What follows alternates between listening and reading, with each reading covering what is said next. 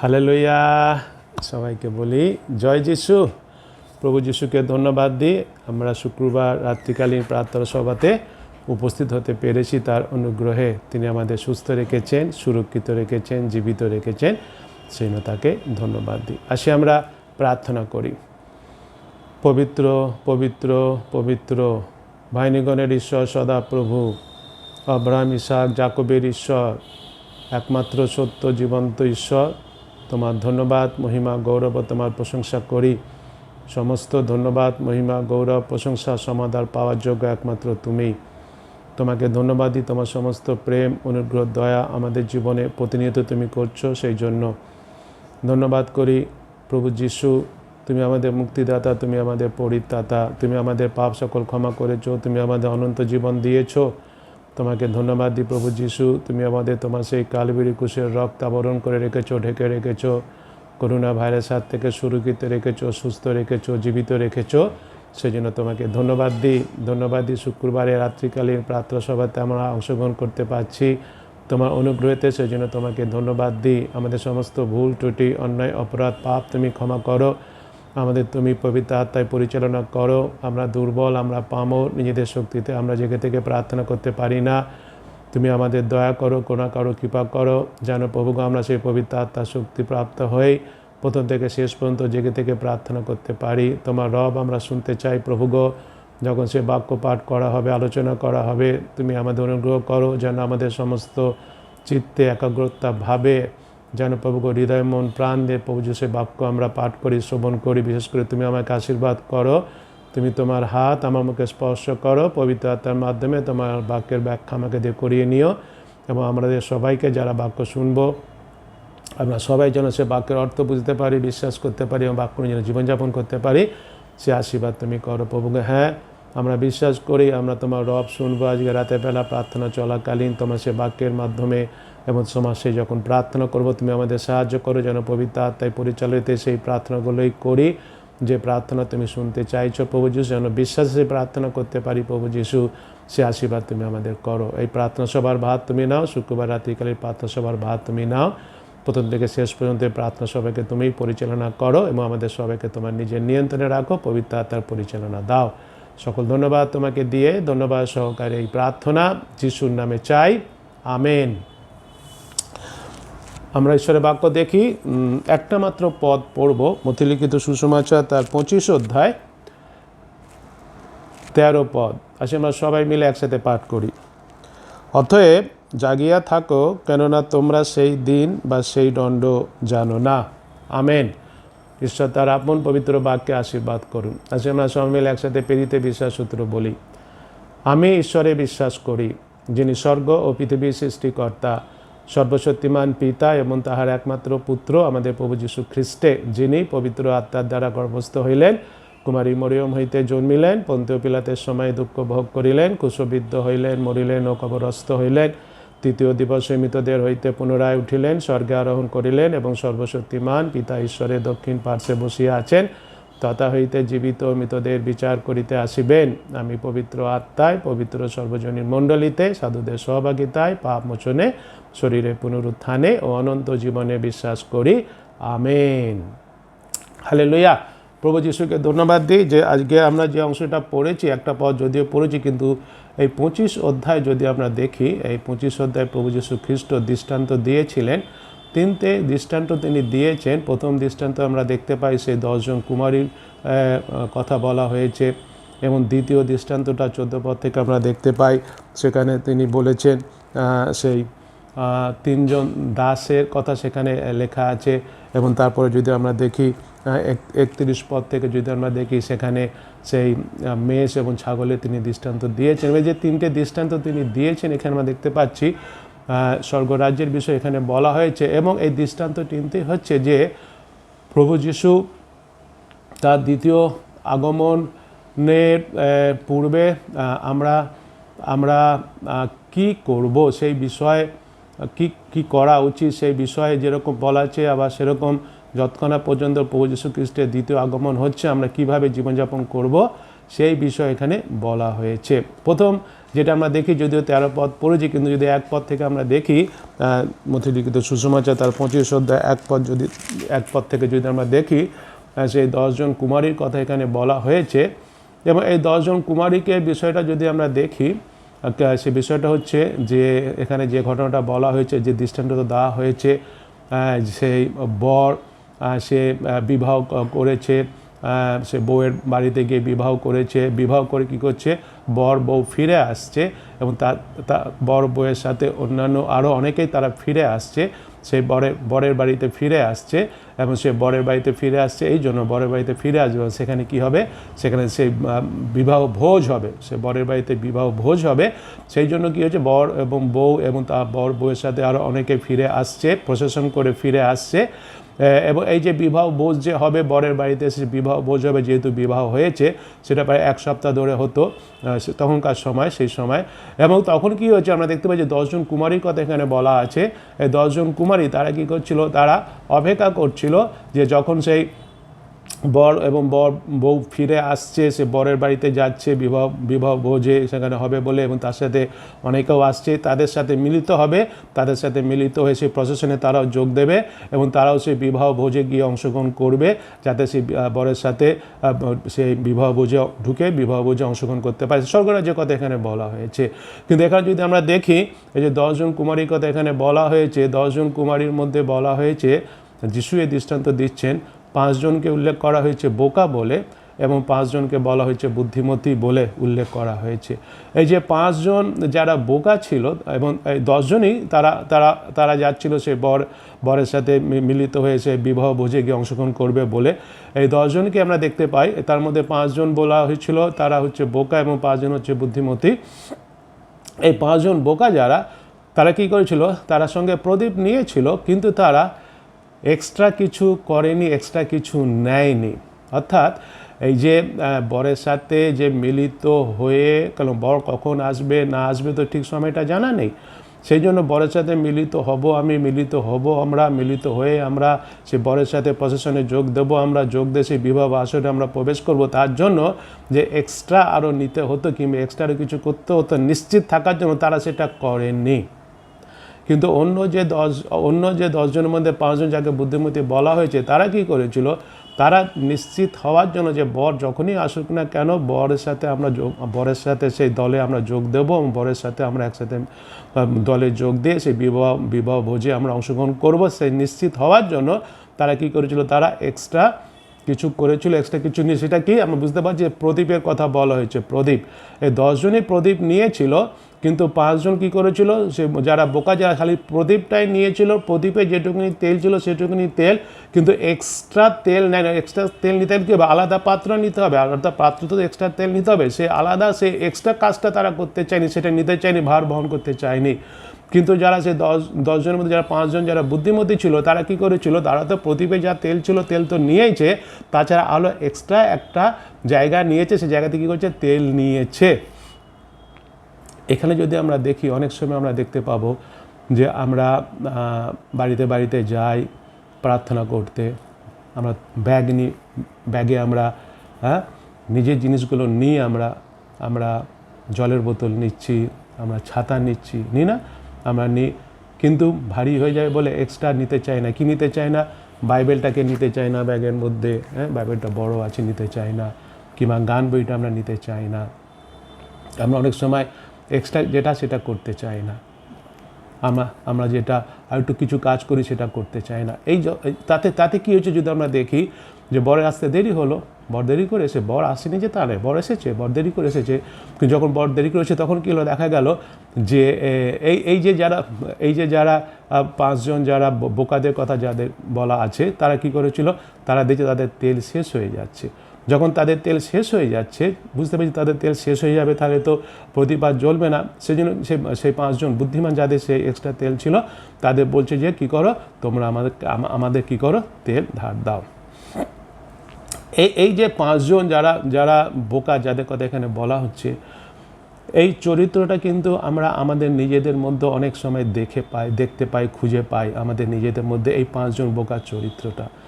এটাই বাস্তবটা হচ্ছে এটাই, এই যে যারা 5 জন যাদের বোকার কথা বলা হচ্ছে, এরা এক্সট্রা নেয়নি মানে কি, তারা অলস ছিল কিংবা তারা গড়িমসি করছিল, নেবো নেবো নেবো গড়িমসি করছিল।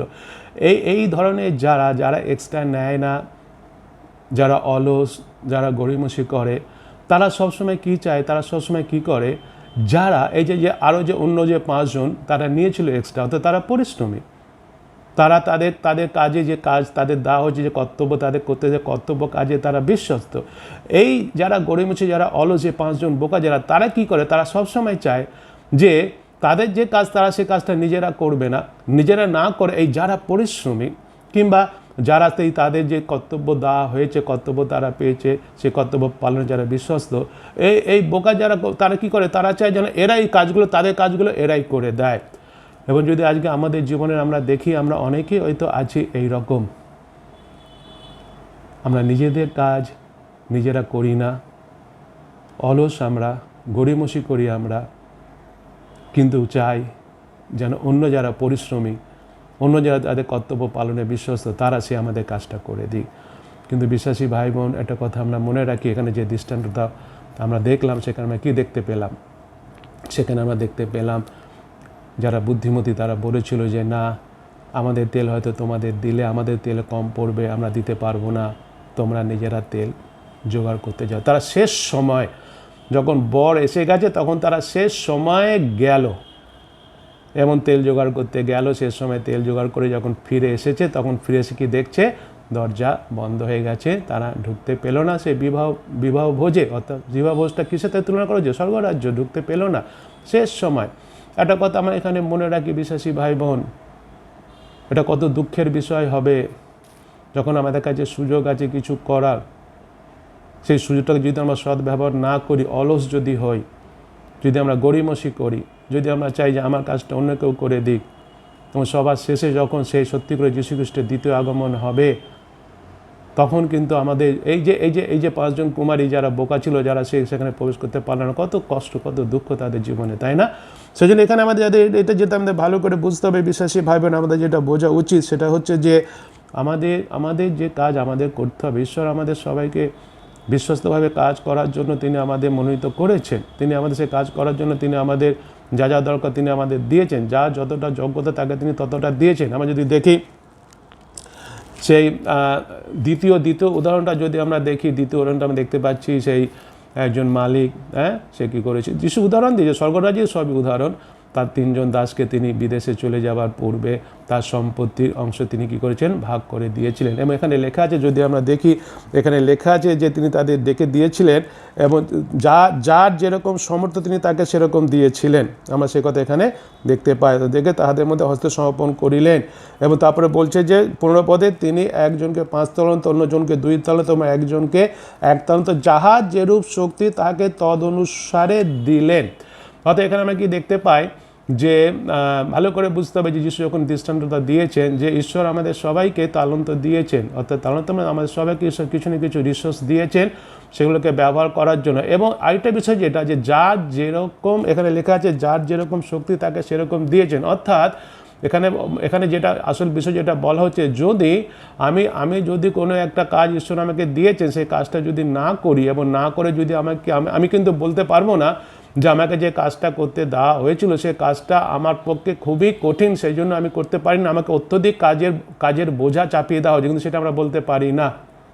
কারণ এখানে পরিষ্কার লেগেছে যার যেরকম শক্তি তাকে সেরকম দেওয়া হয়েছিল। এবং সেখানে আমরা কি দেখতে পাই, যাকে সে প্রথম জনকে যে 5 তালান্ত দিয়েছিল সে কী করেছিল, আরও 5 তালান্ত সে জোগাড় করে আনলো। যখন তার সেই মালিক ফিরে আসলেন, তাকে আরও 5 তালান্ত দিল। তখন সেই মালিক সেই প্রথম যে কী বলেছিল, উত্তম বিশ্বস্ত দাস, এবং তাকে বলেছিল আমার আনন্দের সহভাগী হও। এবং দ্বিতীয়জন সে কী করেছিল, সেও আরও 2 তালান্ত বেশি এনে দিয়েছিল সেই মালিককে। তখন মালিক সে একই কথা বলেছিল, উত্তম বিশ্বস্ত দাস, তুমি আমার আনন্দের সহভাগী হও। কিন্তু তৃতীয়জন সে ছিল, তৃতীয়জন কী করেছিল এবং তৃতীয়জন কি বলেছিল, সেটাকে তো খাটায়নি। কেন খাটিয়েছিল? সে অনেক অজুহাত দেখিয়েছিল। এবং সেই অজুহাতের মধ্যে যে 2টো বিশেষ বিষয় আমরা দেখি, সে 2টো বিষয় যেটা বলছে, প্রথম হচ্ছে আপনি কঠিন লোক, এবং তারপর বলেছিল যে আমি ভয় করেছি। এবং যদি আমরা এই বিষয়টি যদি দেখি, এই যে তৃতীয় লোকের স্বভাব আমাদের অনেকের মধ্যে আছে। আমরা অনেকে এই কথা বলে থাকি, আমাদের বসদের আমরা এই কথা বলে থাকি, যারা আমাদের কোনো কাজ দিয়েছে কাজ করার জন্য, কিন্তু আমরা সেই কাজটা করিনি। এবং কাজটা কেন করিনি তার প্রত্যুত্তরে আমি এটাই বলি যে কঠিন মানুষ আপনি, ভয় লাগে আপনাকে বলতে, এই কথাগুলো আমরা বলে থাকি। কিন্তু আসল বিষয়টা কি? আসল বিষয়টা মালিক তাকে বলেছিল, মালিক সে দাসকে বলেছিল, আসল বিষয় কেন সেটা করেনি? সে দুষ্টু এবং অলস ছিল। সে দুষ্টু এবং অলস ছিল, সে করেনি, অর্থাৎ সে কাজ করতে গড়িমসি করেছে।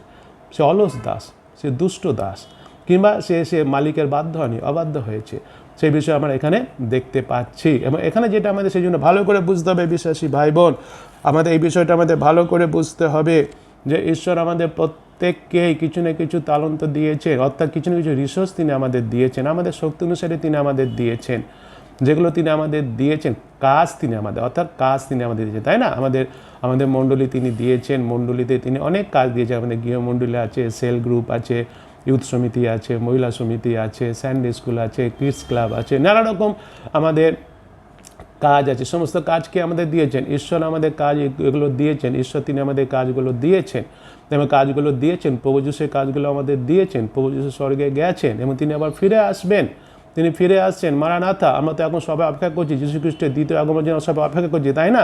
কিন্তু আমাকে ভালো করে বুঝতে হবে কীভাবে আমরা অপেক্ষা করব, এই তিনি যতক্ষণ না পর্যন্ত আসছে আমি জীবনটা কীভাবে যাপন করব। তিনি আমাদের রিসোর্সগুলো দিয়েছেন, তিনি আমাদের কাজে নিযুক্ত করেছেন, সে কাজ করার জন্য যে শক্তি তিনি আমাদের দিয়েছেন, যে রিসোর্স তিনি আমাদের দিয়েছেন, সেগুলোকে আমাদের কী করতে হবে? সেগুলোকে আমি বিশ্বস্ত সহকারে ব্যবহার করতে হবে।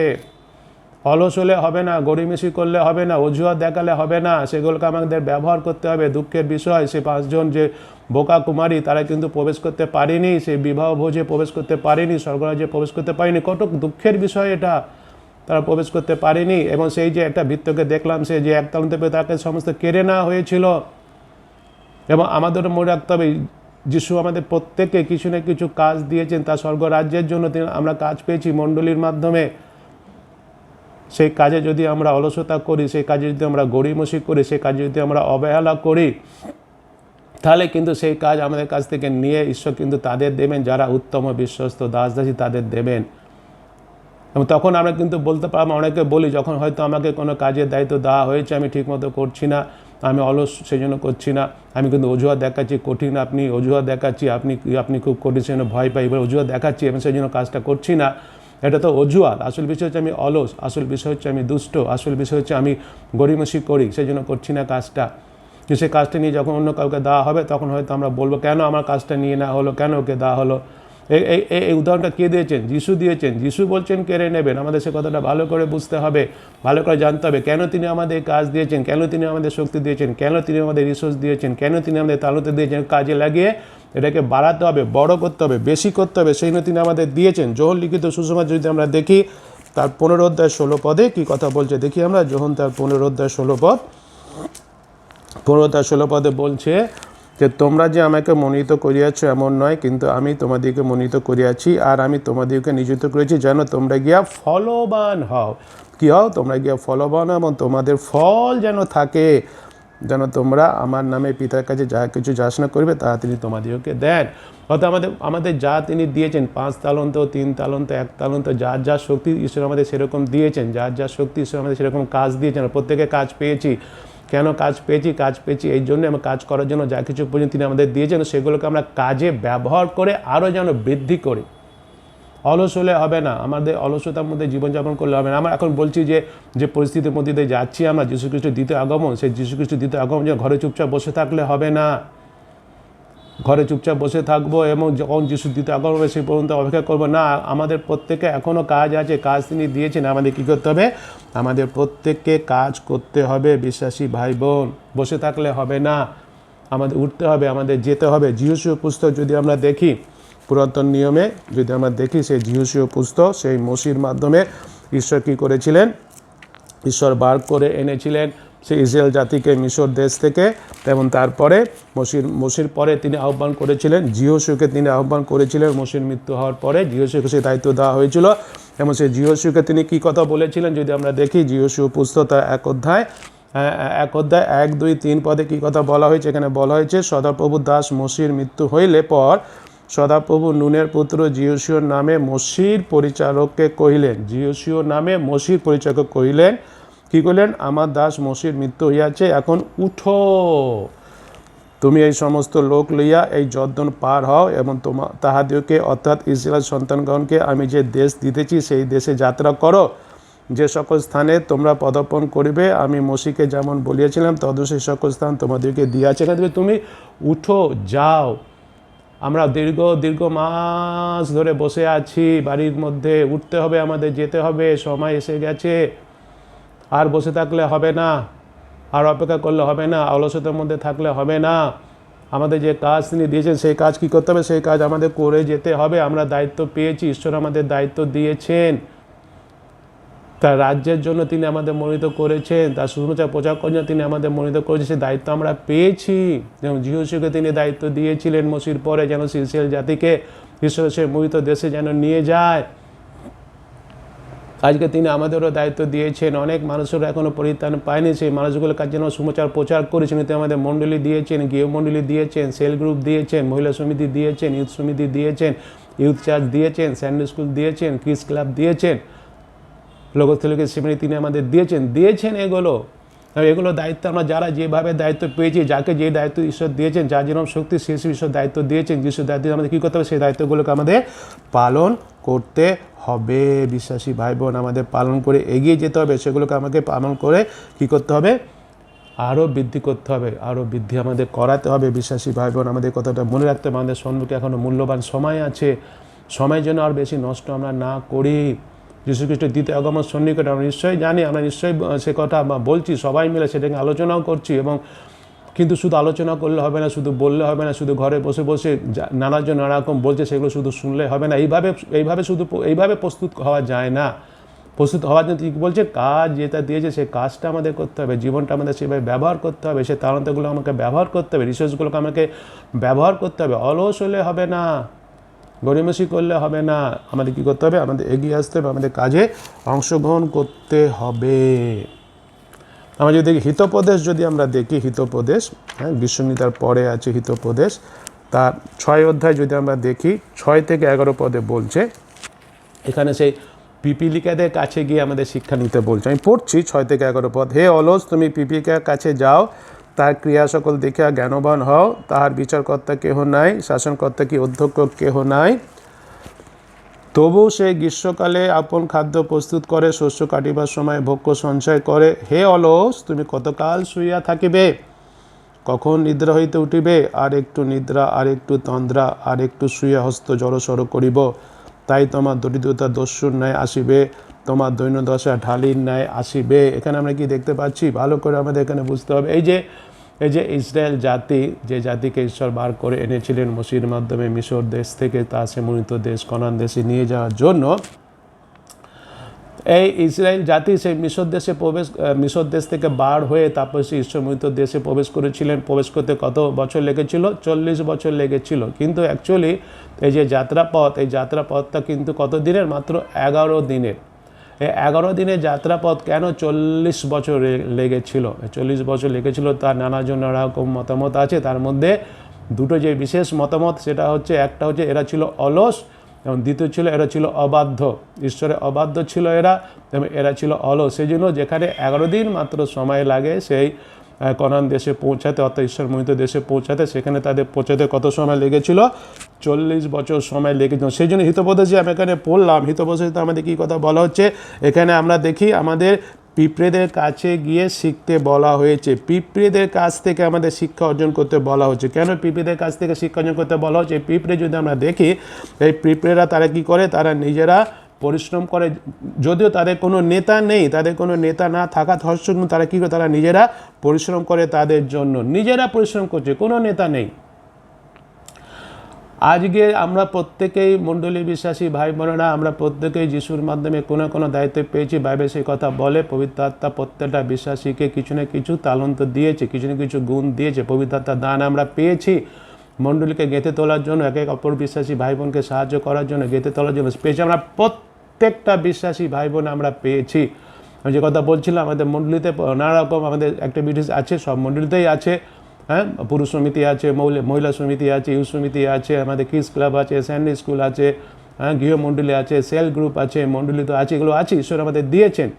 এখন আমাদের যদি একটা বিষয় যদি এখানে আমরা যদি দেখি, যে যারা যারা আমরা এই দায়িত্বগুলো পেয়েছি, এই দায়িত্বগুলো আমরা তখনই করছি, বলতে হচ্ছে আপনার এই দায়িত্ব, আপনি এই দায়িত্বটা পালন করুন বলছে, তারপরে করছি। যারা আমরা এইরূপ স্বভাবের, যে আমাদের দায়িত্ব আমরা পেয়েছি, আমরা জানি সেই দায়িত্ব পাওয়া সত্ত্বেও সেই দায়িত্বটা আমরা করছি না, যতক্ষণ না পর্যন্ত আমাকে কেউ বলছে যে এই দায়িত্বটা আপনার, আপনি তো এই দায়িত্বটা পেয়েছেন, দায়িত্বটা করুন, যতক্ষণ পর্যন্ত আমাকে কেউ বলছে ততক্ষণ পর্যন্ত আমরা যারা করছি না, আমরা কিন্তু কোনোদিন কোনো বড় কাজ করতে পারি না, কোনো বড় কাজ করতে পারবো না।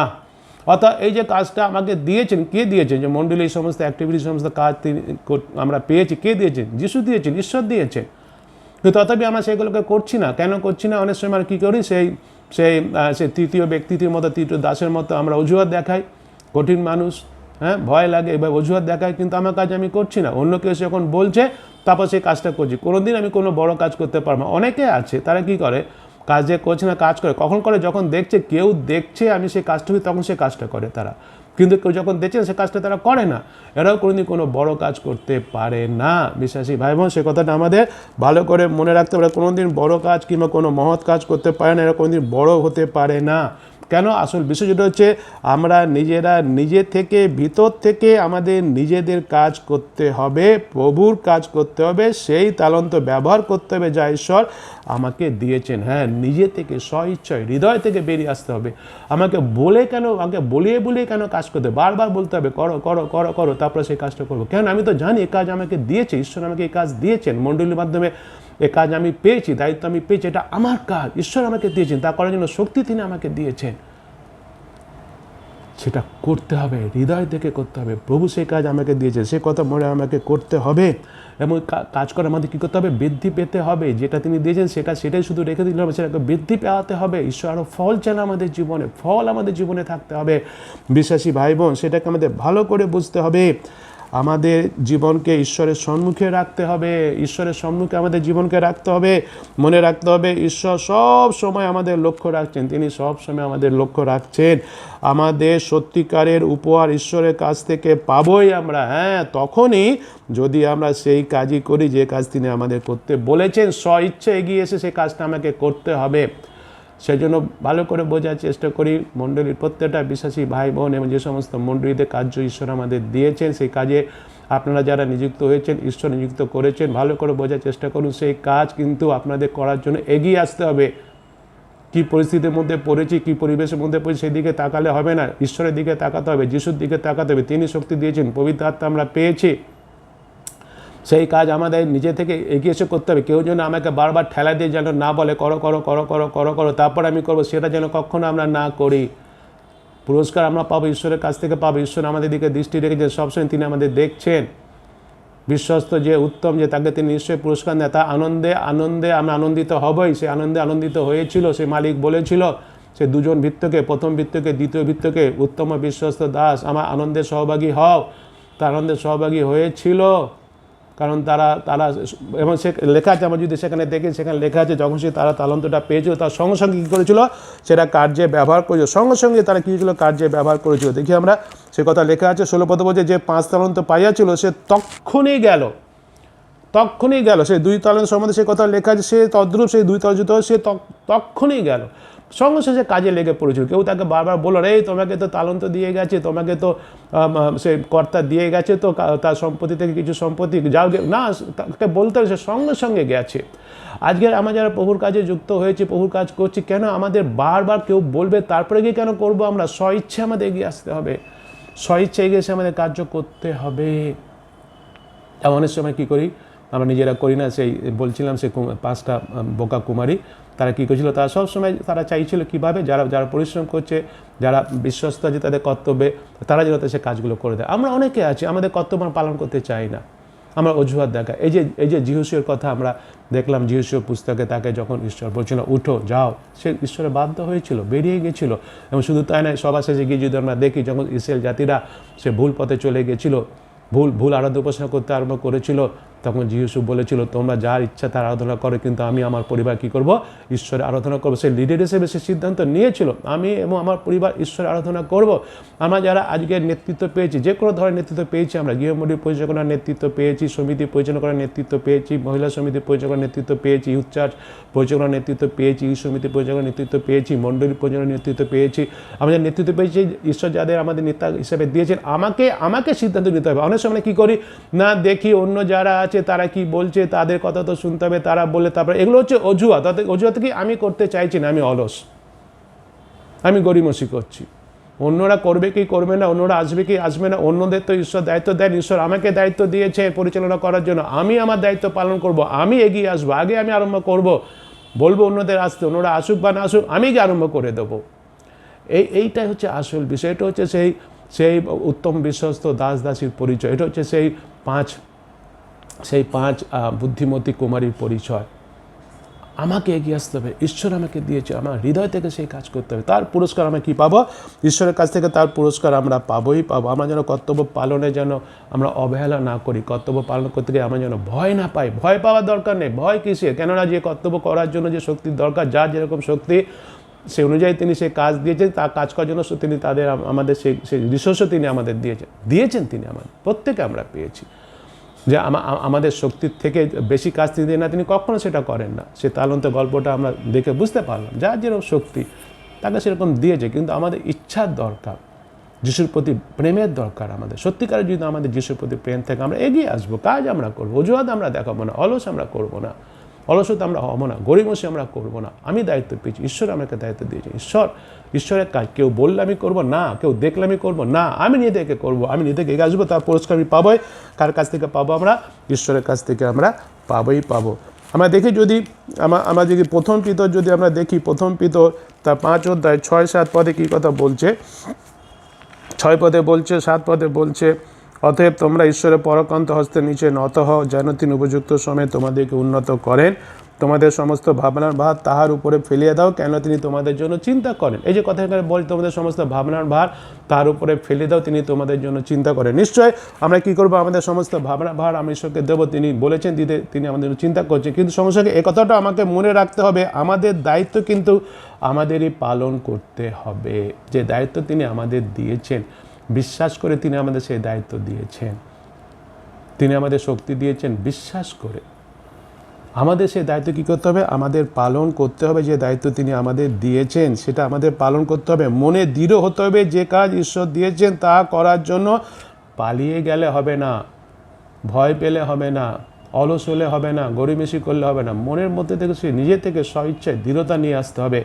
এই বিষয়ে আমাকে নিশ্চিত থাকতে হবে। আমরা নিজেরা নিজেকে প্রশ্ন করি বিশ্বাস হিসাবে, আমরা দীর্ঘদিন ধরে, দীর্ঘ মাস ধরে ঘরের মধ্যে বসে আছি এবং আমরা নানা রকম প্রার্থনা তার কাছে করেছি, যাচনা তার কাছে করেছি, নানা বিষয়, ব্যক্তিগত প্রার্থনা করেছি, পরিবারের জন্য প্রার্থনা করেছি, বাড়ির জন্য প্রার্থনা করেছি, নানা বিষয় চেয়েছি তার কাছ থেকে, এটা দাও ওটা দাও।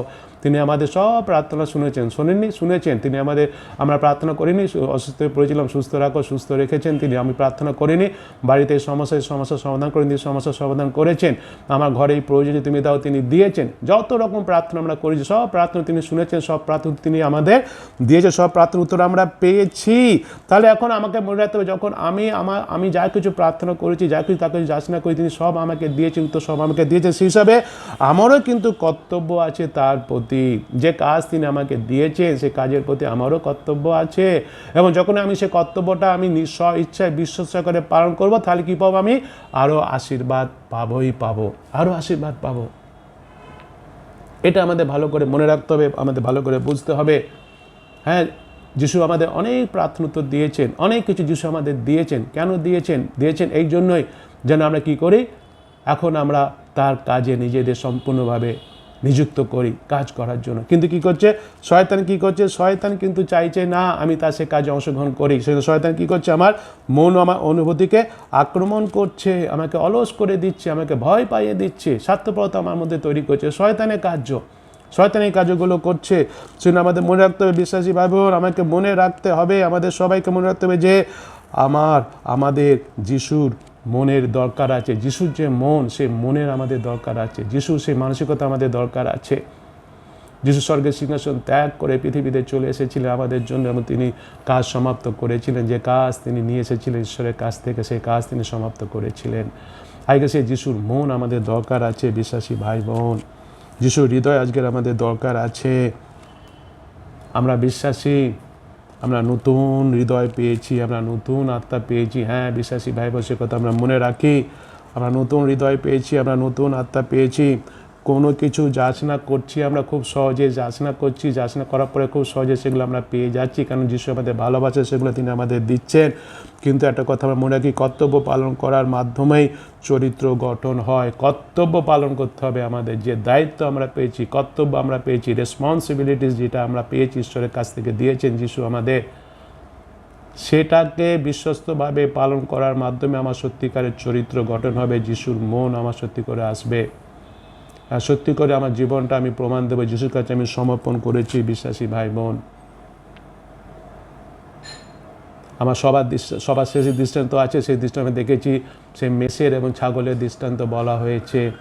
সেখানে কি বলা হয়েছে, প্রত্যেকটা বিশ্বাসী আমাদের যা কিছু ঈশ্বর দিয়েছেন সেগুলোকে যেন আমরা অপরের যেটা দরকার তাকে যেন আমরা দিই, তার যেন আমরা সেবা করি। সেই জন্য তিনি আমাদের সেগুলো দিয়েছেন, ব্যবহার করতে হবে।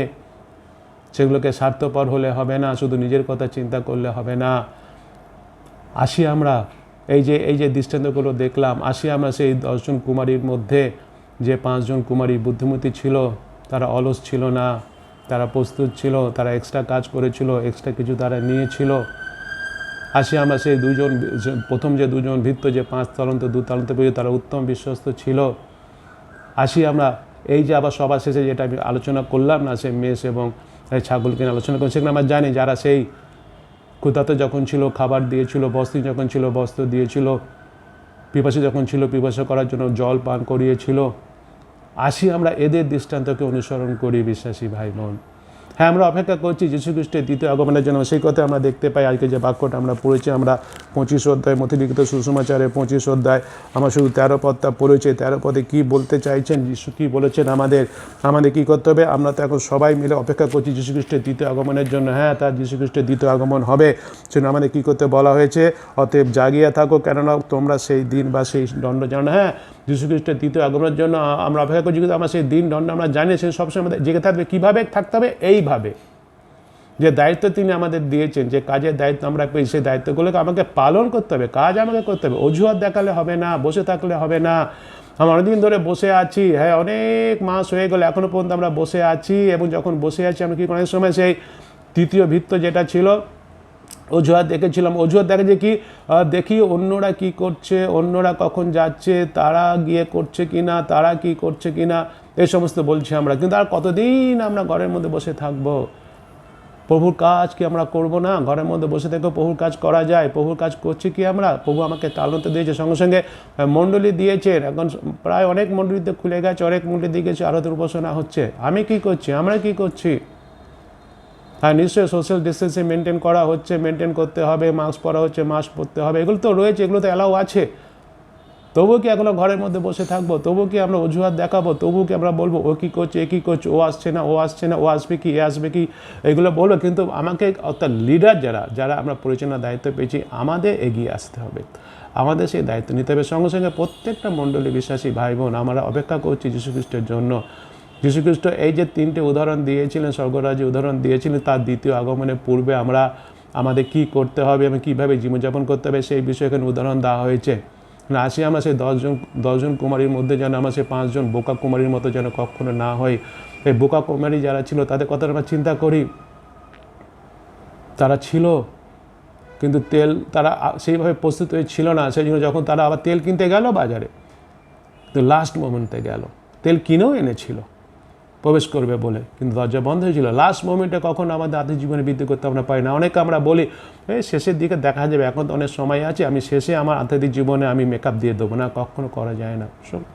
প্রত্যেকটা দিন, প্রত্যেকটা সময় আমাকে প্রস্তুত থাকতে হবে, তার কাজগুলো আমাকে করে যেতে হবে। আসি আমরা বিশ্বাসী ভাই বোন, আমরা যেন সেই বুদ্ধিমান কুমারীর মতো আসি, আমরা বুদ্ধিমান কুমারীর মতো হই। হ্যাঁ, আমাদের সেই বুদ্ধিমান কুমারীর মতো আমাদের হতে হবে। তাহলে যেরূপ সেই বুদ্ধিমান কুমারীরা, বুদ্ধিমতী কুমারীরা বরের সাথে তারা মিলিত হতে পেরেছিল, বিবাহ ভোজে তারা প্রবেশ করতে পেরেছিল, তাহলে কী করতে পারবো আমরাও? যখন সে যীশু খ্রিস্টের দ্বিতীয় আগমন হবে, নিশ্চয়ই মারানাথা তিনি আসছে, তার দ্বিতীয় আগমন হবে, তখন আমরাও কী করতে পারবো? আমরাও প্রবেশ করতে পারবো সে বরের সাথে মিলিত হয়ে বিবাহ ভোজে, অর্থাৎ সেই স্বর্গরাজ্যে আমরা কী করতে পারবো? আমরাও প্রবেশ করতে পারবো, আমরাও মিলিত হব এবং আমাদের সমস্ত প্রয়োজন মিটবে, তিনি আমাদের সমস্ত প্রয়োজন মিটাবে। যদি আমাদের মন যিশুর মন থাকে, তবেই আমরা বুদ্ধিমতী, তবেই আমরা বুদ্ধিমান, তবেই আমরা উত্তম বিশ্বস্ত দাস দাসী। বিশ্বাসী ভাই বোন, আমরা জানি যে আমরা ঈশ্বরকে ধন্যবাদ দিই। কেন আমরা ঈশ্বরকে ধন্যবাদ দিই? যে আমরা নতুন হৃদয় ও নতুন আত্মা পেয়েছি। যখন আমরা কাকে বিশ্বাস করেছি? যিশুকে যখন আমরা বিশ্বাস করি, সে নতুন হৃদয় নতুন আত্মা আমরা পেয়েছি। এই নতুন হৃদয়, এই নতুন আত্মাটাই হচ্ছে কার মন? যিশুর মন। যিশুর মন আমরা পেয়েছি, কিন্তু আমাকে কী করতে হবে? এগিয়ে আসতে হবে। শয়তান কানে কাছে ফুসফুস করছে, আমাকে অলস তৈরি করার জন্য, আমাকে ভয় দেখাচ্ছে, আমার কাজ যেটা কর্তব্যশীল আছে, কাজ কর্তব্য করা থেকে আমাকে সরিয়ে রাখতে চাইছে। শয়তান মিথ্যাবাদী, শয়তানের কথা যেন কখনো আমরা কর্ণপাত কখনো না করি, যেন নিজেদের কখনো আমরা সে বাড়ির কাজের জন্য বেশি ব্যস্ত করে যেন না রাখি। শয়তান সেটাই চাইছে, বাড়ির কাজটাকে বেশি করে করে আমাকে ব্যস্ত করে রাখবে, যেন প্রভু যে কাজ দিয়ে সে কাজ যেন আমি করতে না পারি। ভয় দেখাচ্ছে, শরীরের ভয় দেখাচ্ছে, নানা রকম ভয় দেখাচ্ছে, যেন সে প্রভুর কাজ আমরা করতে না পারি। তার মাধ্যমে কী হচ্ছে? আমরা অলস হয়ে যাচ্ছি, আমরা দুষ্ট হচ্ছি, আমরা অজুহাত দেখাচ্ছি, কিন্তু তার বিনিময়ে কী হচ্ছে? আমরা সেই প্রভুর যে আনন্দ, প্রভুর আনন্দ সহভাগী থেকে আমরা বঞ্চিত হচ্ছি। সবসময় আতঙ্কের মধ্যে রয়েছি, সবসময় ভয়ের মধ্যে আমরা রয়েছি। আমরা বোঝার চেষ্টা করি ঈশ্বরের তার কাজ আমরা করে যাই, তার দ্বিতীয় আগমন হবে, কিন্তু আমাকে কাজ করে যেতে হবে। প্রার্থনা যেরকম করছি, প্রার্থনা তো করতেই হবে, কিন্তু শুধু প্রার্থনা করলেই হবে না। প্রার্থনা করার সাথে সাথে যে কাজ তিনি আমাদের দিয়েছেন, সে কাজ আমাদের বিশ্বস্ত সহকারে করে যেতে হবে। তিনি আমাদের আহ্বান করেছেন। আমরা যদি দেখি মথি তার 20:16 পদ যদি আমরা দেখে শেষ করি। 20:16 পদ কি কথা বলছে এখানে বলছে যে এই রূপে যাহারা শেষে তাহারা প্রথম হবে এবং যাহারা প্রথম তাহারা শেষে পড়িবে। অর্থাৎ আসলে বিষয় যেটা এখানে বলছে যে অনেকে আহত, অর্থাৎ অনেককেই ঈশ্বর কী করেছেন, অনেকেই আমরা ঈশ্বরের কাছ থেকে সুযোগ পেয়েছি, তার রাজ্যের জন্য কিছু করার জন্য আমরা সুযোগ পেয়েছি, কিন্তু অল্পজনই স্ব ইচ্ছায় কী করছে? সেই সুযোগটাকে গ্রহণ করছে, সেই আহ্বানে উত্তর দিচ্ছে। অল্পজন, অনেকেই আহত কিন্তু অল্পই মনোনীত। কিন্তু বিশ্বাসী ভাই বোন, আমরা যেন সেই অল্পজনের মধ্যেই থাকি, এবং অল্পজনের মধ্যে থাকার জন্য কিভাবে আমাকে অপেক্ষা করতে হবে? যীশু খ্রিস্টের দ্বিতীয় আগমন যতক্ষণ পর্যন্ত হচ্ছে, কিভাবে আমাকে জীবনযাপন করতে হবে, কি আমাকে করতে হবে, তা আজকে আমরা দেখতে পেলাম। এই তিনটে দৃষ্টান্ত যিশুই দিয়েছিলেন, এবং যারা আমরা এই যিশুর দৃষ্টান্ত যেটা দিয়েছেন স্বর্গরাজ্যে প্রবেশ করার জন্য, যীশু খ্রিস্টের দ্বিতীয় আগমন না হওয়া পর্যন্ত যেভাবে আমাদেরকে যে কাজ করতে হবে, যেভাবে জীবনযাপন করতে হবে, ঈশ্বর আমাদের সেই কাজ দিয়েছেন মণ্ডলীর মাধ্যমে, মিশনের মাধ্যমে। আমরা যারাই স্ব ইচ্ছায় সেই কাজ করার জন্য এগিয়ে আসছি, সেই স্ব ইচ্ছায় কাজগুলো করছি, আমরা তারাই কিন্তু মনোনীত। আমরা তারাই কী করতে পারবো? সেই বট হচ্ছে কে? যিশুর সাথে কী হতে পারবো? আমরা মিলিত হয়ে সেই বিবাহ ভোজে, অর্থাৎ স্বর্গরাজ্যে আমরা প্রবেশ করবো। সেজন্য আমরা আর অজুহাত দেখাবো না, আর বলবো না কঠিন মানুষ, আর বলবো না ভয় পাই। এগুলো সব অলসতার বিষয়, এগুলো হচ্ছে দুষ্টতার বিষয়, গরিমসির বিষয়। এগুলো যেন আর না কখনো করবো না। কিংবা সেই 5 জন যে কুমারী যারা বোকা ছিল, তারা সবসময় চাইতো যারা পরিশ্রম করছে, যারা তাদের কর্তব্য পালনে খুবই বিশ্বস্ত, তারা আমাদের কাজটা করে দিক। অনেক সময় অনেকে আছি, আমার সেরকম মনোভাব আমাদের রয়েছে, যেন এই মনোভাব আমাদের মধ্যে আর না থাকে। আমাদের যে কাজ আমরা পেয়েছি, ঈশ্বর আমাকে দিয়েছেন, সে কথা মনে রাখি। কেউ আমাকে বলুক বা না বলুক, কেউ দেখুক বা না দেখুক, আমি ঈশ্বরের প্রতি বিশ্বস্ত থাকি। ঈশ্বর দেখছেন আমাকে, আমার কাজ, কেউ আসুক বা না আসুক, কেউ অংশগ্রহণ করুক বা না করুক, আমি বিশ্বস্তভাবে সেই কাজ করে যাই। আমি পুরস্কার পাবো ঈশ্বরের কাছ থেকে।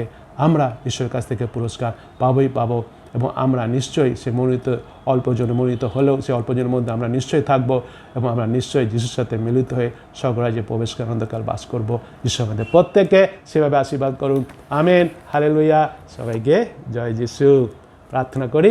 প্রভু যিশু, তোমাকে ধন্যবাদ দিয়ে সুন্দর বাক্য দিয়েছে। হ্যাঁ প্রভু যিশু, অনেক সময় আমরা বুঝতে পারি না, বিশেষ করে এখন যে পরিস্থিতির মধ্যে আমরা পড়েছি, নানা রকম কথা বলছে, এবং আমরা সেই মানুষের কথাগুলো শুনছি, এবং সেই হিসেবে আমরা অনেক ক্ষেত্রে প্রভু যিশু স্বীকার করছি তোমার কাজগুলো প্রভু যিশু সেভাবে আমরা বিশ্বস্তভাবে পালন করছি না। প্রভু যিশু, আমাদের মধ্যে অলসতা আছে, আমাদের মধ্যে দুষ্টতা আছে, আমাদের মধ্যে গরিমসি আছে। প্রভু গো, তুমি আমাদের ক্ষমা করো। কিন্তু তোমার বাক্য আজকে আমাদের সচেতন করেছে, তোমার বাক্য আজকে আমাদের বুঝতে সাহায্য করেছে। তুমি আমাদের সেই দৃষ্টান্তস্বরূপ বুঝিয়ে দিয়েছো স্বর্গ রাজ্যে প্রবেশ করার জন্য। তোমার দ্বিতীয় আগমন সন্নিকট নিশ্চয়ই, কিন্তু কোন দণ্ডে কোন মুহূর্তে কোন সময় আমরা জানি না, কিন্তু জানি তুমি নিশ্চয়ই আসছো। কিন্তু তোমার সাথে মিলিত হয়ে, বড় সাথে মিলিত হয়ে সেই বিবাহ বোঝে সেই স্বর্গরাজ্যে প্রবেশ করার জন্য যা যা করণীয় তুমি বলেছো প্রভু যীশু, আজকে তোমার বাক্য শুনেছি আমরা প্রভু যীশু, আশীর্বাদ করার জন্য আমরা সেই 5 জন সেই কুমারী, সেই বুদ্ধিমতী কুমারীর মতো যেন আমরা হতে পারি প্রভু যীশু। আমরা যেন সেই 2 জন ভৃত্য, সেই 5 তালান্ত 2 তালান্ত যারা পেয়েছি তাদের মতো যেন হতে পারি প্রভু যীশু। এবং যেন যারা সেই প্রভু যীশু বস্ত্রহীনকে বস্ত্র দিয়েছিল, ক্ষুধার্তকে খাবার দিয়েছিল, এবং সেই প্রভু যীশু পিপাসিত মানুষকে পিপাসা করার পান দিয়েছিল, অন্ন দিয়েছিল, তাদের মতো যেন হতে পারি। সেভাবে তুমি আমাদের কাজ করতে বলছো, যতক্ষণ পর্যন্ত দ্বিতীয় আগমন হচ্ছে সেভাবে তুমি আমাদের জীবনযাপন করতে বলছো। অর্থাৎ যে কাজ তুমি আমাদের দিয়েছো, কাজ করার শক্তি আমাদের দিয়েছো, আশীর্বাদ করো।